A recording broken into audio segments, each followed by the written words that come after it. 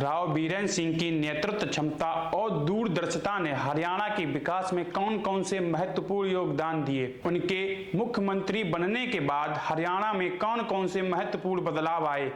राव बीरेंद्र सिंह ने अपनी पार्टी का कांग्रेस में विलय क्यों किया और इसके क्या परिणाम हुए। नमस्कार दोस्तों, आज हम उस व्यक्ति के बारे में बात कर रहे हैं जिसने हरियाणा की राजनीति में अत्यधिक बड़ा योगदान दिया और अपने कार्यों से राजनीतिक के क्षेत्र में एक अमिट छाप छोड़ी। राव बीरेंद्र सिंह ने अपने जीवन और करियर के माध्यम से हरियाणा की सामाजिक और राजनीतिक परिदृश्य को बदलने में महत्वपूर्ण भूमिका निभाई। उनके योगदान और नेतृत्व ने न केवल हरियाणा को बल्कि पूरे भारत को प्रभावित किया। राव बीरेंद्र सिंह का जन्म 20 फरवरी 1921 को हरियाणा के एक छोटे से गांव में हुआ था। उनके बचपन और प्रारंभिक जीवन में साधारण परिस्थितियां थीं, लेकिन उनकी शिक्षा और सामाजिक जागरूकता ने उन्हें एक प्रमुख नेता बनने की दिशा में प्रेरित किया। उन्होंने स्थानीय स्कूलों से प्रारंभिक शिक्षा प्राप्त की और उच्च शिक्षा के माध्यम से अपने ज्ञान को बढ़ाया।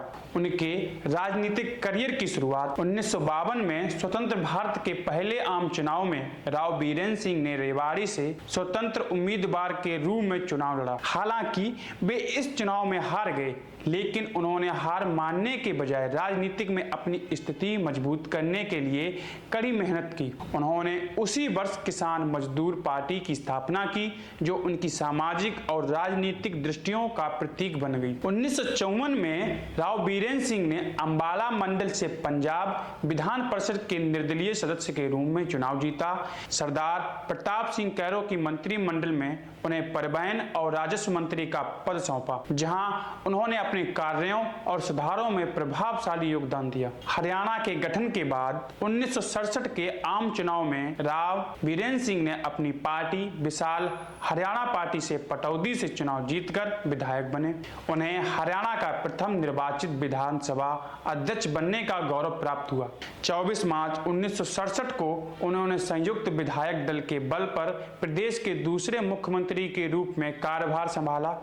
उनके नेतृत्व में हरियाणा ने कई महत्वपूर्ण विकासात्मक कदम उठाए। 1971 में राव बीरेंद्र सिंह ने महेंद्रगढ़ लोकसभा का चुनाव जीता और 1977 में अटेली से विधायक बने। उनके रणनीतिक दृष्टिकोण और नेतृत्व ने उन्हें कई महत्वपूर्ण पदों पर पहुंचाया। आपातकाल के बाद 1977 में इंदिरा गांधी के आग्रह पर राव बीरेंद्र सिंह ने अपनी पार्टी का कांग्रेस में विलय कर दिया। 1980 में जब केंद्र में कांग्रेस की सरकार बनी तो इंदिरा गांधी ने उन्हें कृषि, सिंचाई, ग्रामीण विकास, खाद्य और आपूर्ति जैसे महत्वपूर्ण विभागों का जिम्मा सौंपा। उनके मंत्रालय के दौरान कई महत्वपूर्ण नीतियां और योजनाएं लागू की गईं। समय के चलते हुए 1996 के बाद राव बीरेंद्र सिंह ने सक्रिय राजनीति से संन्यास ले लिया।